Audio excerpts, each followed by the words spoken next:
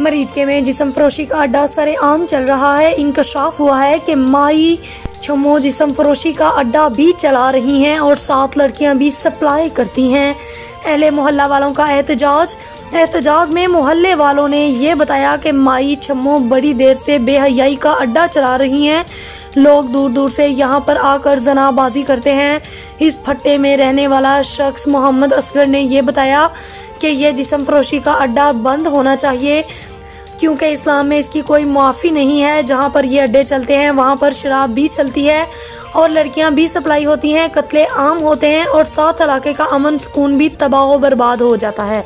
बच्चे और बच्चियों पर बहुत बुरा असर पड़ रहा है। हमारी मरीद के SHO और DSP से दरख्वास्त है कि माई छम्मो को गिरफ्तार किया जाए, इसके खिलाफ सख्त से सख्त कार्रवाई की जाए और जिस्म फरोशी का अड्डा बंद करवा दिया जाए।